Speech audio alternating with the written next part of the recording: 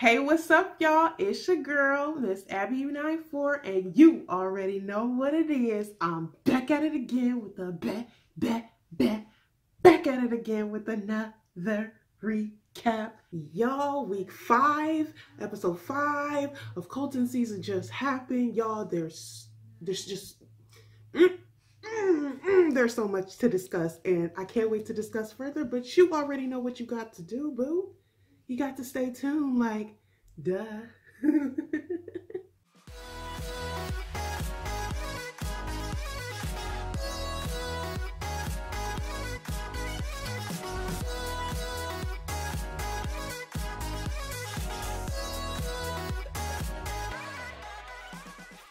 Hey, what's up, y'all? And welcome back to my channel.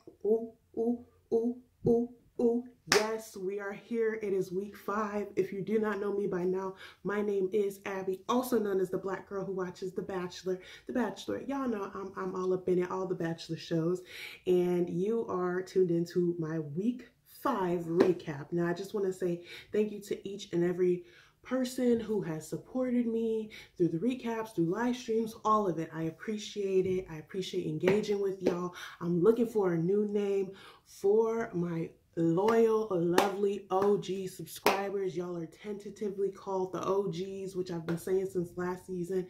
And now one of the suggestions I had from one of my great subscribers was Abby's Army, which I'm really vibing with right now. So I want to hear from you down below what y'all think your name should be. Leave it in the comments, because we gonna get this together. It's too much of a squad, too much squad shit going on for us to not have a name for y'all, okay? You already know what you got to do before we get into this drama, into this mess. You please support the kid. Like this video. That really lets me know that you fuck with it and you like it. Leave a comment down below. If you find yourself thinking something as you're watching this, pause it and leave a comment. I love discussing in the comments. And of course, subscribe. It really helps me out a lot. We've been at this for quite a while, y'all. So I really appreciate all the new subscribers who just show a lot of love and really encourage me to keep going. So thank you for supporting. And with that, let's get into this drama. I think the theme of this whole situation is these girls are breaking cardinal rule number 1. Like, everybody on this cast is breaking cardinal rule number 1. And y'all know what the black girl who watches The Bachelor's cardinal rule number 1 is. And y'all say it with me. Say it with me. Don't be a snitch ass bitch. That was like soprano. Let's go alto. Bitch.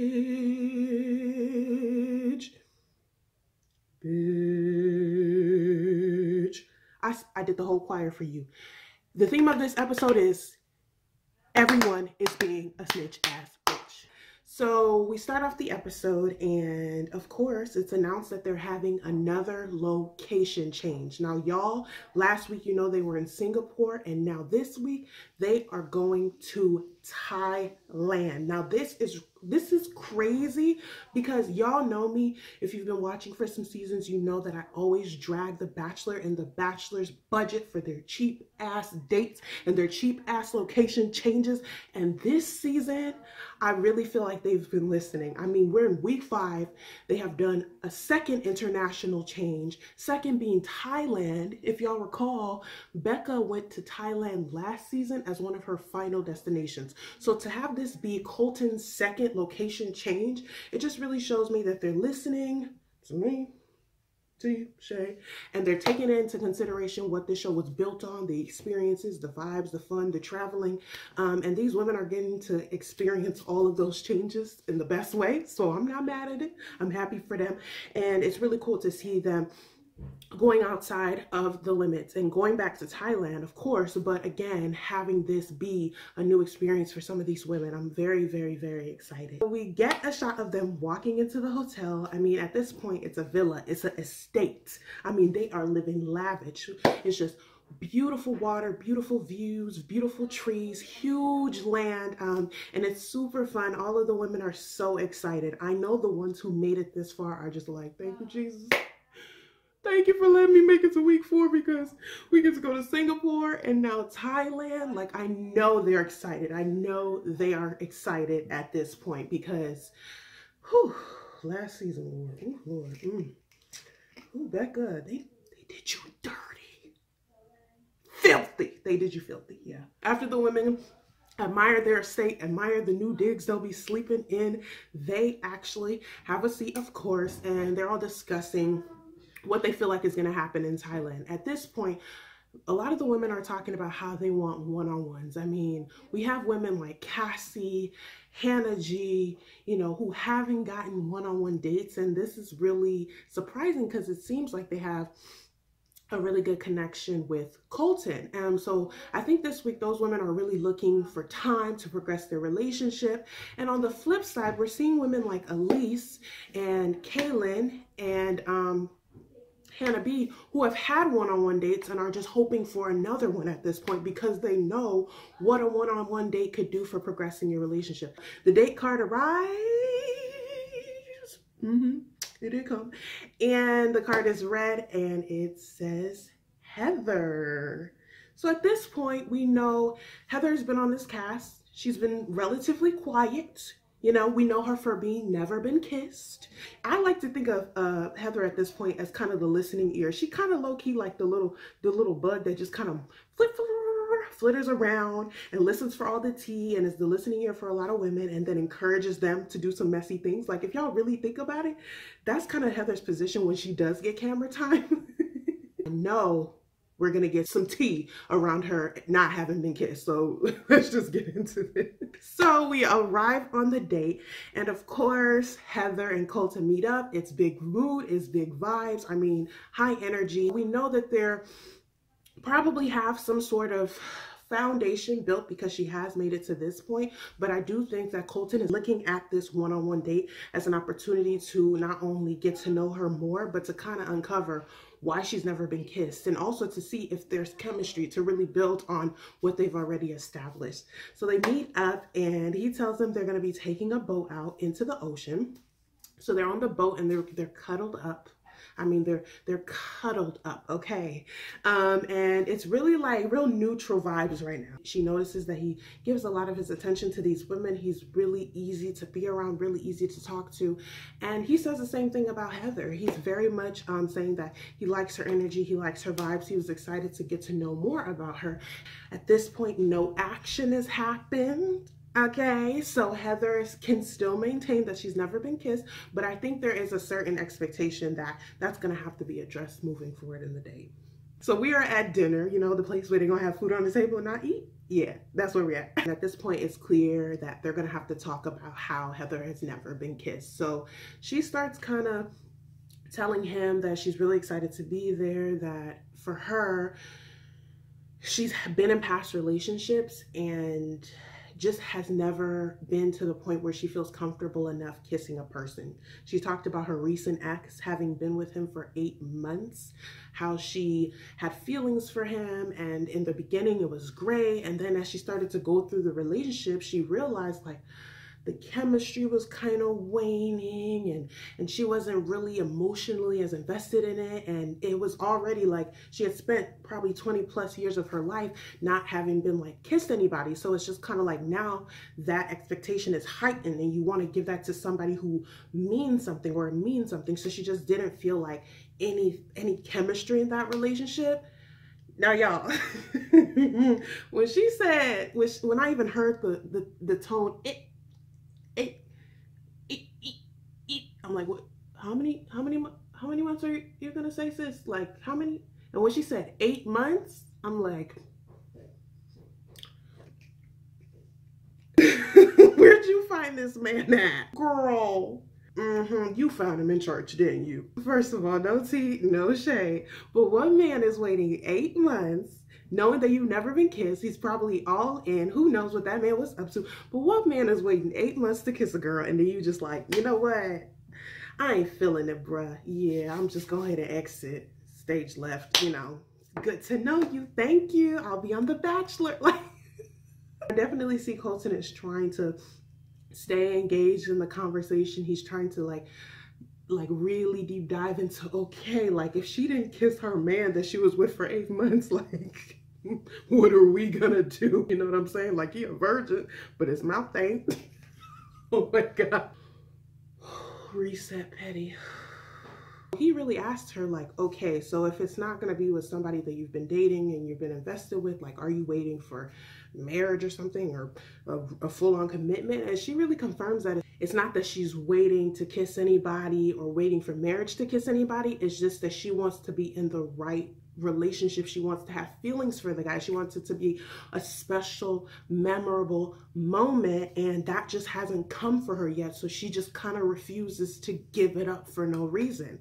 And if you really think about it, I think that based on what Colton has said about why he's still a virgin, it does pretty much align. This one is obviously a bigger extreme, but Heather is really saying, I haven't had that connection, timing hasn't been right, and it just didn't feel like the right thing to do yet. It doesn't mean that I won't do it with the right person or at the right moment, but you know, it just is what it is. And I think once Colton hears that explanation, he relates it back to himself, and he starts to kind of like, okay, I see where you're going there. I think he respects her a lot. I'm not gonna say that he's so hardcore physically, emotionally, spiritually, like I can see the chemistry pulsating off the screen, but I can say that he has a thing for, it seems, blonde women, and he seems to be really into the demure kind of person, and she seems to be fitting some of those brackets right now. And she's just like a genuine person, and through this date I saw that energy. I saw somebody who's just like,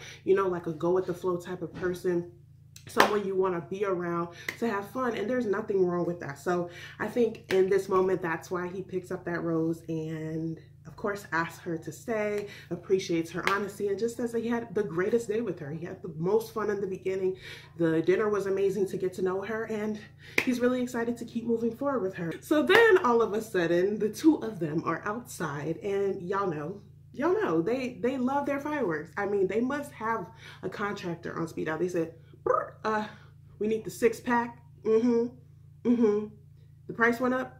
Okay, we need the 4-pack. Y'all know they love a budget cut. So they're outside, fireworks are popping. The mood has been set, and they're talking, they're gazing into each other's eyes, and we're like, is this the moment? Are we all going to be able to witness the first time, for the first time ever on this show, a person has not been kissed? And we are, y'all. So they lean in with the picturesque background, and Heather does kiss Colton, and I mean, it was sweet. You know what I'm saying? Of course, it turns on to full-on makeout because we're here now, right? So chemistry was there. But for me, what was cool was that this girl got to have like the biggest moment for her first kiss. I mean, she got to have the whole fireworks, the whole shebang, national TV, me and all of us viewing and critiquing, and maybe that's what she was waiting for. So for that, I guess I'm happy for you, sis. Now she's back in her confessional. She's talking about how it was really good, how she's really liking it. She said it's a lingering thing, that it feels really natural, and that she's really enjoying it with Colton. And I'm just like, I'm like, from what we've seen of Colton and how he kisses on this season, I don't want no parts. The frog, the turtle tongue. Now we're back in the hotel room with the women, and the women are really sitting around talking about where they are as far as relationships. Now this is the first we're seeing and hearing of Elyse.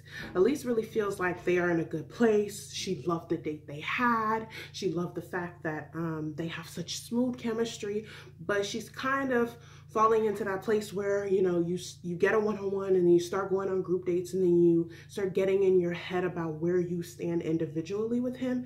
And now she's really starting to question, like, is he still like where we were the last time we had our one-on-one? Does he still like me? Does he still think about me? And I think that Elyse is kind of falling into where I think last season Jacqueline fell into, where it was just like you're contemplating everything and thinking, is this enough? Is this the right moment? Am I going to get that time? And I think at this point, Elyse is starting to hold the last one-on-one date will go to her. The date card does come, and it is a group date addressed to all of the women but Cassie. Okay, so that means Cassie is getting the last one-on-one of the day, and we pan to Elyse, and Elyse is not, she's not looking too happy about it. Okay, she's really not looking too happy. In confessionals, talking about how it's been hard for her to track her progress in this, and how she thinks way too much into it, and that it's not because she doesn't see herself with him or feel like they have chemistry or feel like they had a great date, but she's having a hard time seeing him go on one-on-ones, come back, have these girls bringing home Sephora bags, Louboutins, big bags, you know, all of that, and feel like they're ahead of her. They're all sitting around in the group, and they're waiting for Heather to come back from her one-on-one. Now, I thought it was a little funny that Elyse was like full on beat. Like if y'all go back and watch the scene, all of the girls look like the producers went in their rooms, went into them bunk beds, okay, and woke them all up and said, y'all, we need to film this scene. Like we need to film this, we need to film y'all waiting for Heather to come home. And they all begrudgingly got up. Like you could see crust in some of these girls' eyes, like they were not trying to be on camera, right? So you notice that they're all looking like they just woke up. And then you got Elyse, who's full on beat. I mean, makeup is done, earrings are on, cocktail dresses on, high heels are on. So I'm like, Elyse, why are you sitting here dressed up? Elyse, just get up. And the women just looking like, where is she going? I could tell a lot of them, again, were tired, trying to process what was going on. They were confused. They were confused, and so was I. I'm just like, Elyse, sis, like, is this how we're going to bed now? Like, the bar has been set. In her ITM, she's really talking about how she needs to talk to Colton about how she's feeling. She about to pop some shit off, okay? Elyse might be trying to remove herself. That's what I'm thinking at this point. So Elyse gets to his room, and of course, he's kind of looking like excited to see her, but he sees her all dressed up, so he's confused. So they walk into his room and have a seat, and she just really starts getting into why she came to see him. She tells him that she's really confident in where they are. She knows they had a really good date. She knows that that date progressed their relationship. It was one of the best days of her life. And that's what makes it so hard for her to come in here and really talk to him about what she's struggling with outside of that. And really what she starts saying is she's struggling with seeing him dating these other women, taking them on one-on-one dates, and her getting on the group date, her getting in her head, not understanding where she stands. And now she's wondering, like, am I wifey or am I not? Like, just tell me so I could go home. I know Colton is sensing that she's basically trying to remove herself.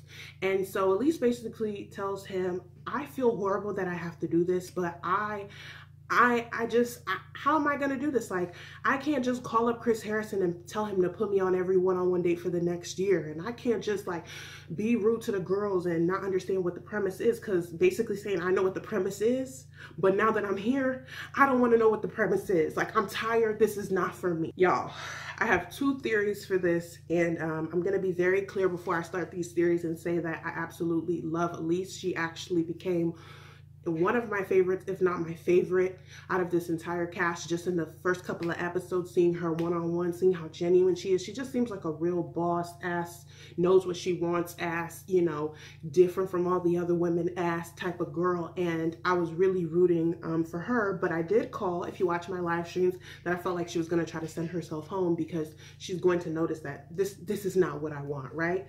So my first theory is that Elyse genuinely realized that, you know what, this show, I'm too grown, I'm too old, I'm 31, these women are early 20s, Colton is 26.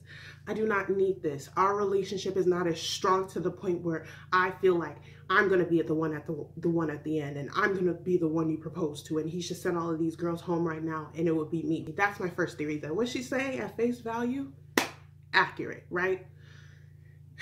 My second theory, which I hate to talk about, is someone who came on here, got what she wanted, she got some screen time, she got some love, she knew that she's playing this right, you know what I'm saying? And she's trying to peace out. My second theory is she did what Colton did when he got on this show. She came on, played the game, wasn't here for Colton, was here to be on the show. She got to the level she wanted to get to and was like, okay, what am I going to tell him to get out of this? Because I'm about done. I'm ready to go home. Why I think that is as she started to talk, I felt like the reasoning she was giving for things was just like, you knew that coming in. You know what I'm saying? Like, oh, I can't get a lot of one-on-ones. You knew that. Or, oh, it's not that I'm insecure or that I don't know what's going on here. It's just, it's not vibing with me. And I feel like you're worth it. I do. But I don't want to go through a few dates and then you propose to me at the end. Like the time is not enough. All of that to me, when she started talking like that, I'm like, sis, we knew what we were signing up for. We knew what we were signing up for. So then that's when I started to peep. Like, she was just pulling anything she could to tell him, basically, I'm going home. And that's when I started to feel like, okay, peeped, Elyse. I see what's up here.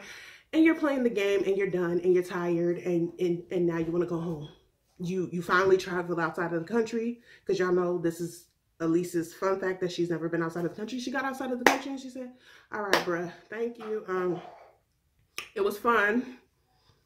Follow me on Instagram. I do think Elyse played the damn game, and Elyse said, peace. You're not going to play me. I played you. I'm just really disappointed at this point because I was really kind of torn, but I was definitely hoping that Elyse would be in the running for Bachelorette potentially. But I think the way she left and saying that she basically doesn't believe in the premise of the show, that does not bode well for her being the lead. So I was definitely like, Elyse, you should have tried another storyline. Just leave, but don't tell them that you don't believe it. So now we are here on the group date. This is going to be a date with everyone but Cassie and Heather, of course. Now, y'all, they pop up on the scene. They are wearing green pants, white top, hair tied up. They climbing hills, out of breath. And I started to get flashbacks of another date from last season, on Ari's season. Very similar vibes, women climbing up hills, out of breath, outdoors. Colton comes out and introduces a man and basically talks about how this man has perfected surviving in the jungle in Thailand, and that this date is about survival and learning survival tactics. I'm just like, Bachelor, which intern do I need to do? Which one? I just need one moment. This is the exact same date that they did on Ari's season. They did the exact same thing in a new country. Please, interns, producers, hear me. I don't want to keep having this conversation. We made it, y'all. We did 2 location changes. I gave you your points.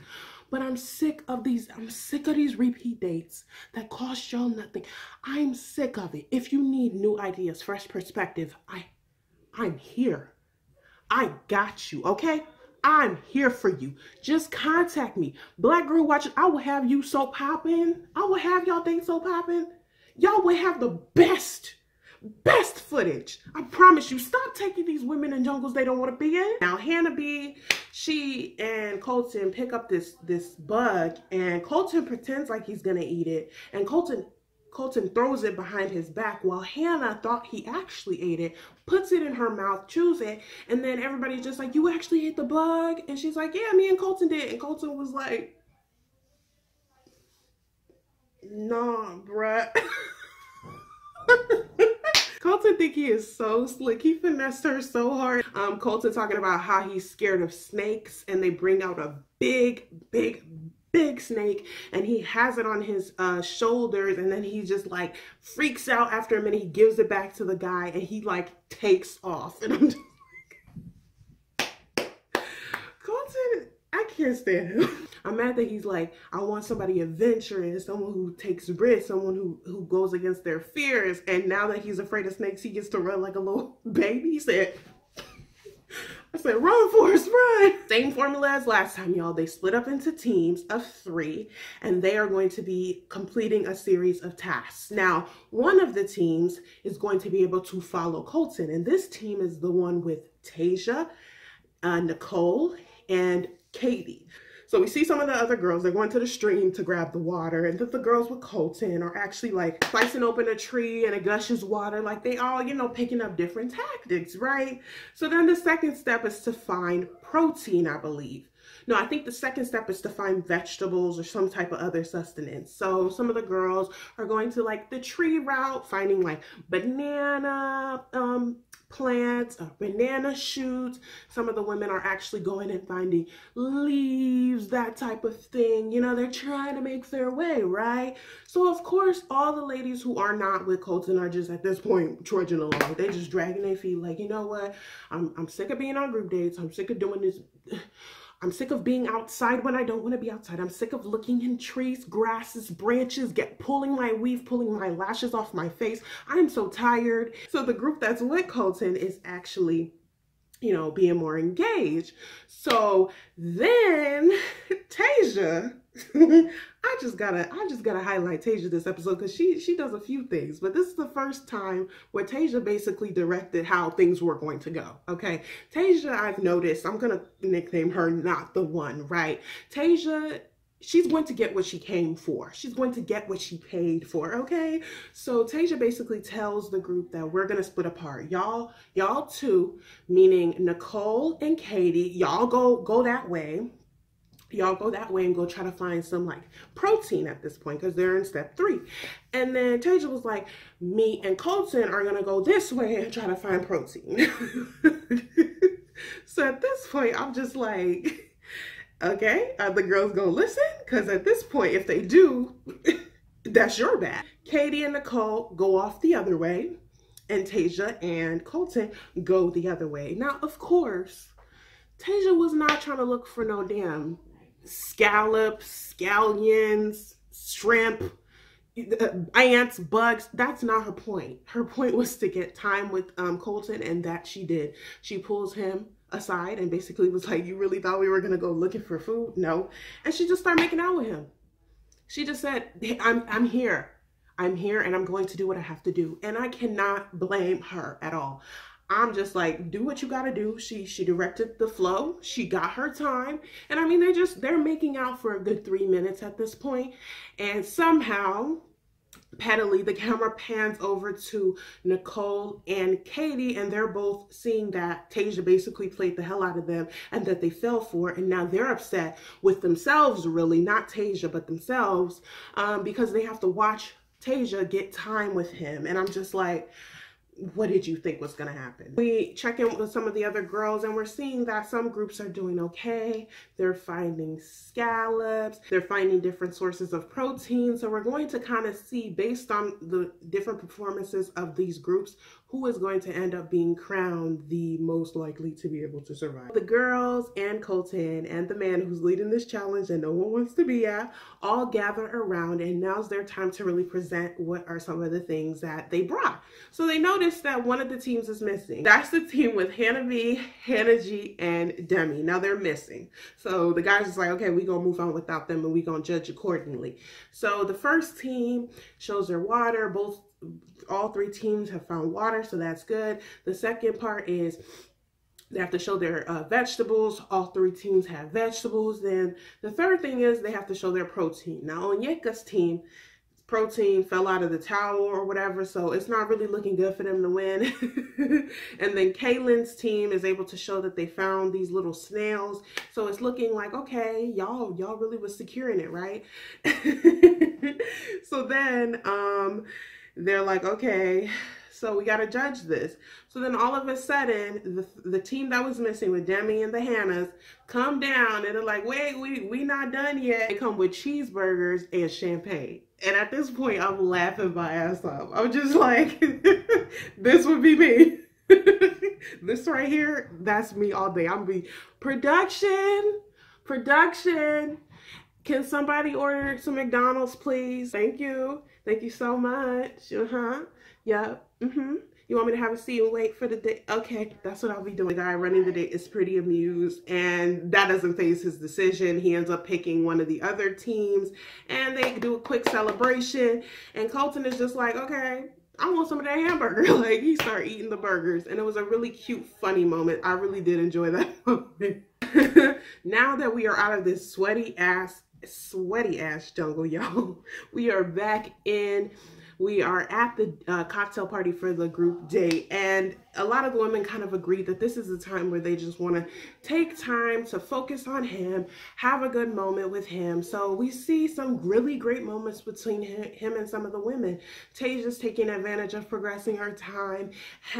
Both Hannahs are taking advantage of progressing their time. Hannah B really sits him down and talks about how she's just so happy to be here, and I could definitely see that Hannah B's energy has changed. She talks about getting out of her head and being really excited that she got past that really hard week last week, and she confesses to him that she is falling in love with him.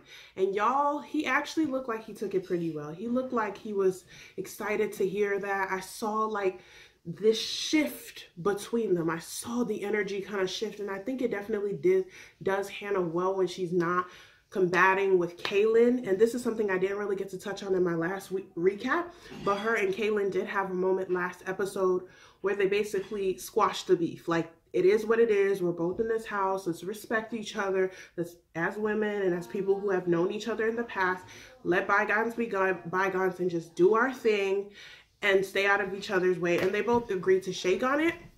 So I do think that that's helping Hannah in this moment. She's just able to focus on her relationship, and I think it's really doing well for her. Like, I promise y'all, when y'all stay away from the drama, stay away from being a snitch ass bitch on some of these other women, you do not violate cardinal rule number 1, your relationship will flourish. And Hannah is starting to see what it means when you stay away, focus on your connection, and the chemistry is rebuilding in that way. And it made me look at Hannah in a different light. Like, I slowly started to let go of some of the anger I had with her reporting, you know, some of her frustrations to Colton. I started to see her and her relationship with Colton in a new light, and it made me like warm back up to her. Like, I'm definitely still a fan of Hannah B. I think she's being really genuine in this moment, and I do think that they have chemistry that they can keep building on, and I'm really hoping that Hannah keeps this momentum going. So now we're seeing Onyeka, who has up until this point been like the funny, goofy one. She's the comedic relief. She's the friend to a lot of the girls.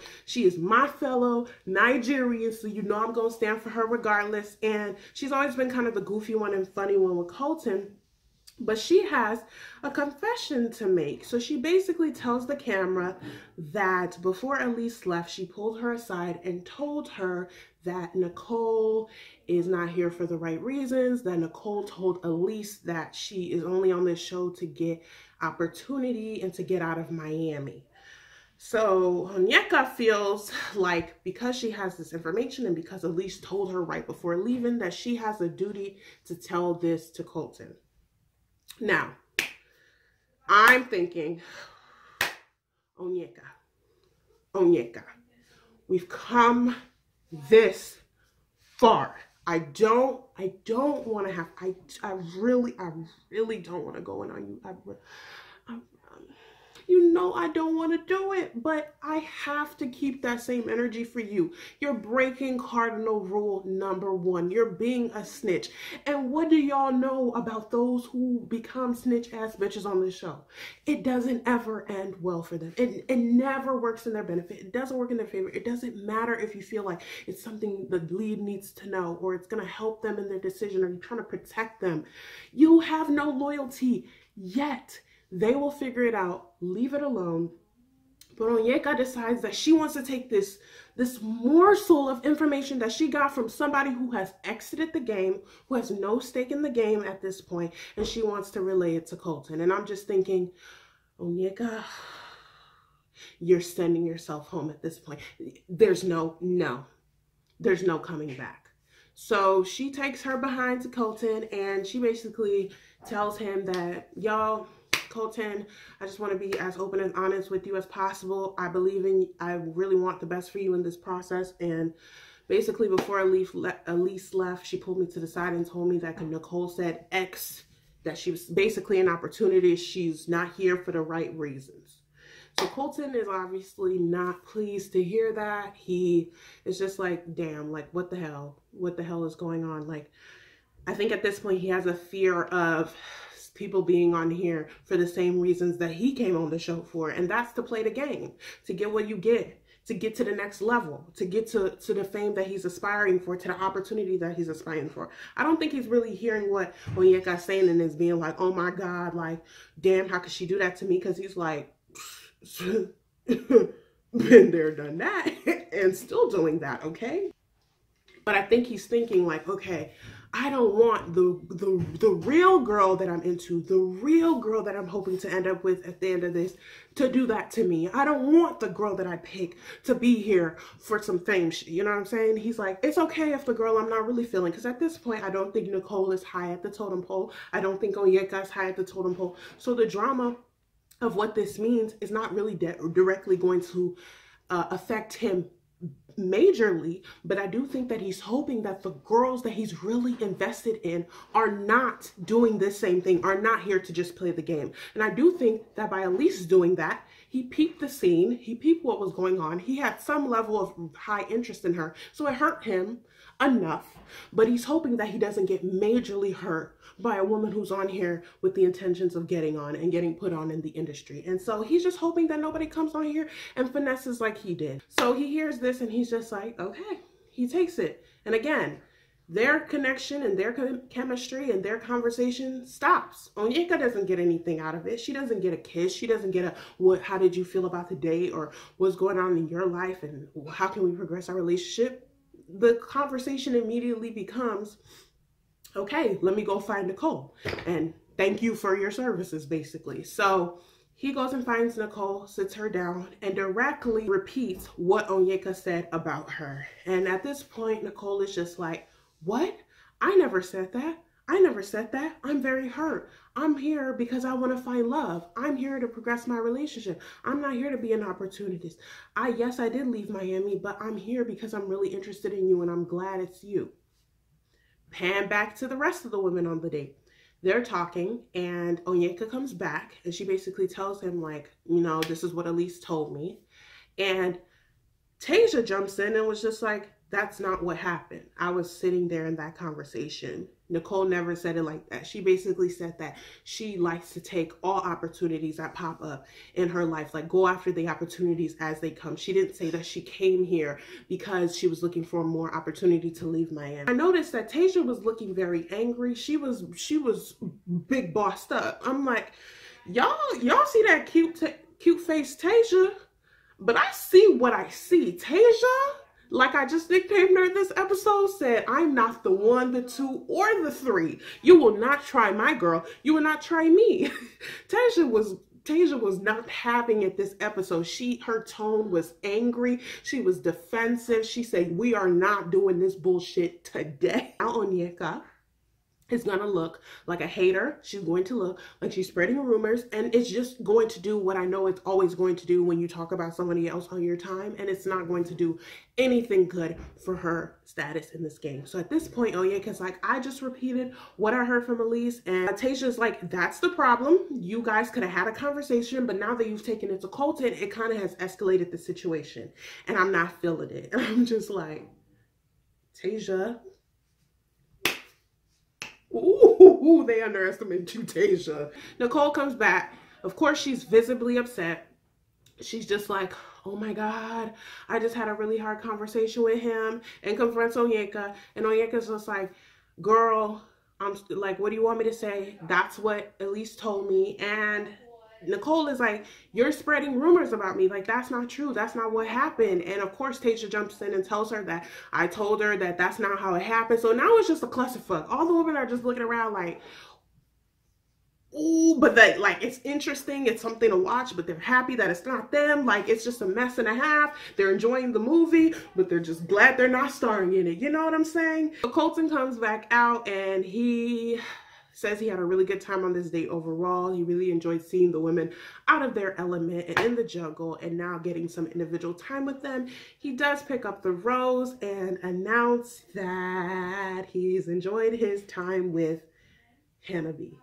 So Hannah B is staying another week. I really did enjoy Hannah this episode. It changed my opinion on her. I think it moved her forward with Colton, and I'm excited to see more. So come on, my Southern Belle, come on, girl. So now we're back at the villa estate, big ass place they're staying in, and Cassie and Heather are talking, and she's just really telling Heather how excited she is for this date. She feels like they have great chemistry, and she's just glad that they finally, after 5 weeks, are gonna get some alone time, right?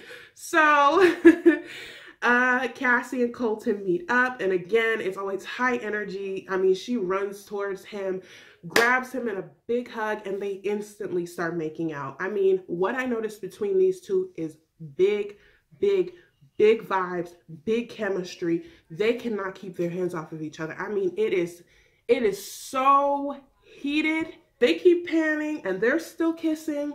And Colton is an ass man, y'all. I peep this, okay? Not very many of the women have like big butts, but he got his hands all over Cassie. He's slick. He thinks he's slick. He like grabs her real quick and then he moves his hand real quick. I'm like, I see you grab that ass. Don't play. He is all up on Cassie. He cannot keep his hands off of her. And it's very clear that he's both sexually attracted to her, physically attracted to her, and he likes being around her. That much is obvious. They haven't said a word, and that's what I got out of that. So finally they get on a boat, and again, like his day with Heather, they're wrapped up on each other on this boat, and they just can't keep their hands off each other. Just physicality. Colton announces that they will be on their own private island for the day. And when he says private island, he means private island. Like, this island was tiny. It was very petite, very small, but it was surrounded by the ocean, and it was just breathtaking. Like, I was looking at it as the boat was approaching to their own little tiny island in the world in Thailand, and they're approaching it, and he gets out of the boat and helps her onto the island, and it's so tiny, but it's just, you just feel like you're in the middle of the world. And I'm watching it like, oh my God, this is so pretty, this is so romantic, oh my God, this is what I would want to be on. Cassie is making it very difficult for these other girls to compete. He loves her body, and he said, I'm here to explore. We found this island, and I found the booty. It's so corny. We're at the dinner portion of the date where they're actually talking about how their relationship is going and how they're feeling. And Cassie really just starts and says that she knows what it is with Colton. She knows that he's coming in having been a virgin, and she expresses that she's not. She's a little more comfortable talking about her sexuality. The most thing of substance that they talk about at this point is the fact that Cassie asks him, how do you get used to this feeling of like basically fame? I think she's really referring to being on camera, having minimal time, having things very structured in a way that's all for a show. And he's just like, honestly, at some point I became very confident in who I am. I know who I am, and I hold on to that so dearly that like all of this stuff doesn't really faze me, and I'm so strong in who I am that is what I think about every day, and that's what gives me pride. And she's just like, okay, like I can vibe with that. I can understand that. I appreciate that. Thank you for telling me that. And I think that was pretty much the extent to the conversation, the real, genuine, emotional conversation that they have. And it left me feeling like, ooh, do they have enough? I definitely think that Cassie's a front runner. It's obvious, it's clear, the physicality is there, but I was left wanting when it came to the conversation. I was left wanting when it came to the emotional connection. I do think that she's going to make it very far, but I'm really hoping that we're going to learn a little bit more about what makes them connect here in the hearts and in the minds. You know what I'm saying? Y'all know how I really like to dissect those things. And their conversation at this point and on this one-on-one didn't give me enough to really get into. I mean, it just left me feeling like they were talking about, how do you deal with fame, and how are we going to do this when we get outside of this? And I don't know. I wanted more, but at the same time, y'all, they was there for a reason. They said, we on a private island, and I just want to get to know your body, and I'm good with that. So if they're good with that, I'm good with that. Of course, he picks up the rose, he hands it to her, and Cassie's solid in this game. Back in the house, the girls are talking about how solid Cassie is in this game. They're like, I wonder what they're doing on this date. And a lot of them don't have to speculate. They're like, everything that we know so far, every time we're on group dates, every time we're at the cocktail parties, we see the vibes and we see the chemistry that they have. It's obvious. It's obvious to us. It's obvious to us who he likes and who he's into, and that's Cassie. So a lot of these women are admitting that Cassie is a front runner, and they're not surprised that she's on this one-on-one, and they're not going to be surprised if it becomes even harder to compete with her. And that much is true. Colton is looking at her as he gives her this rose with the biggest love eyes, the biggest heart eyes, and I think he's at this point, he's not thinking about trying to get into nitty-gritties. He's thinking about, we are on fire when we're together, and that's all I want to look for. And so I'm not mad at this point. And Cassie, my good sis, is secure in this game, okay? Cassie has nothing to worry about at this point. She's basically sitting pretty. She is. Now it is time for this cocktail party. So we see Colton start making his rounds and talking to some of the women. He talks to Hannah G, and it's just like he feels really confident about where they stand. A few words tells her that don't worry, your time is coming. I haven't forgotten you. You still are someone that lingers in the back of my head, and you're good. That's what I got out of their conversation. We know that we have some unresolved tension with the Onyeka and Nicole situation. Now, Nicole's whole sole purpose of this cocktail party is redeeming herself in the eye of Colton. She feels like with that rumor that he might look at her a little bit different. He tells him like, yo, what Onyeka said is not true. And to go even further, she tells him that this girl is a bully. She's been spreading rumors around the house. She called me emotionally unstable. She said a host of mean things, and I have not done anything to this girl. I don't know why she came after me. She's lying on me. And he's just like, what?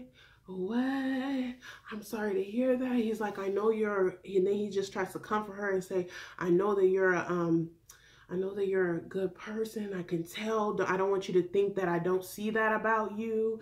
Don't ever think that I don't see that your intentions are genuine. I was basically just trying to tell her, I was just trying to tell you what Onyeka said about you so that you know what I'm saying? Like, that's it. Like, Colton is he is the king of repeating exactly what was said to him. That man, he will dictate it word for word, and he's like, do with it what you want. I told you, that's that. And Nicole is really like emotional about it, because I think at this point she senses where she is on the totem pole. She's lower, so she would hope to get at least a week or two more, and she doesn't want something like this to knock her down and be on the block to go home. Okay, so she basically tells him that about Onyeka, and then when Onyeka comes to have her time with Colton, he again relays what Nicole just said, that she called her emotionally unstable and a bully, and Onyeka just, of course, denies, deflects, denies. I didn't say that. I never said that. I'm not a bully. That is not me.